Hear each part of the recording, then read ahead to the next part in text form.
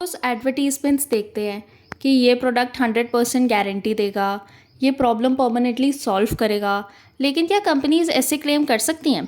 आज समझेंगे एक रियल केस के थ्रू कि मिसलीडिंग एडवर्टीजमेंट क्या होता है और कंज्यूमर के राइट्स क्या होते हैं। So welcome to capital and compliance, where finance meets compliance, और ये है हमारी series law in real life.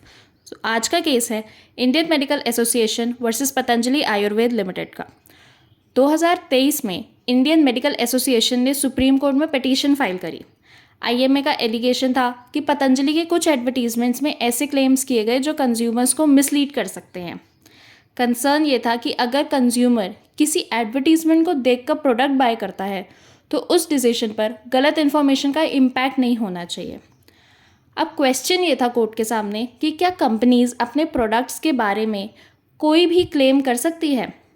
Court ने क्लैरिफाई करा कि कंपनीज को एडवर्टीजमेंट करने का राइट है, लेकिन false claims, exaggerated claims, consumer को कंफ्यूज करने वाले क्लेम्स अलाउड नहीं हैं। सुप्रीम कोर्ट ने मिसलीडिंग एडवर्टीजमेंट को सीरियसली लिया।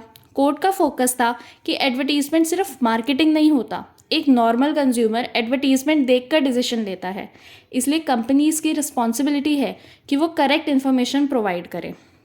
ये मैटर आता है कंज्यूमर प्रोटेक्शन एक्ट 2019 के अंदर, और इसी एक्ट के अंदर मिसलीडिंग एडवर्टीजमेंट की डेफिनेशन है सेक्शन 2 क्लॉज 28 के अंदर।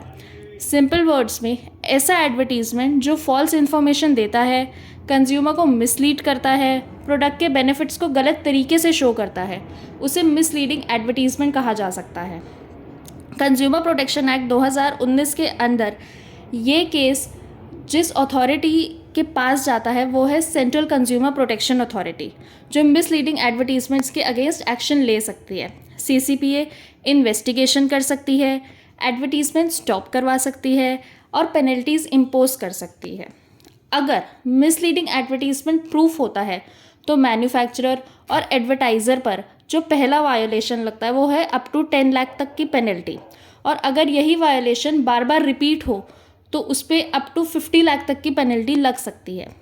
अगर कोई सेलिब्रिटी या इन्फ्लुएंसर मिसलीडिंग एडवर्टीजमेंट एंडोर्स करता है तो उन पर भी एक्शन हो सकता है। कंज्यूमर जनरली 2 साल के अंदर कंप्लेंट फाइल कर सकता है from the cause of action.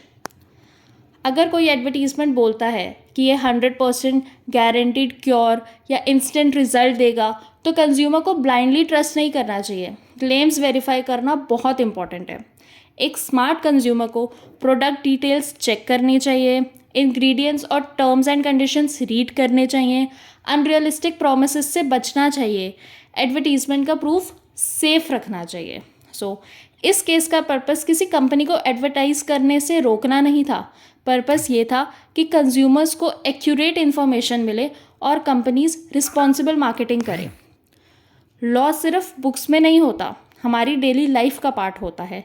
ऐसे ही रियल केसेस और लीगल कॉन्सेप्ट्स को सिंपल लैंग्वेज में समझने के लिए फॉलो करें कैपिटल एंड कंप्लायंस। मिलते हैं नेक्स्ट एपिसोड में।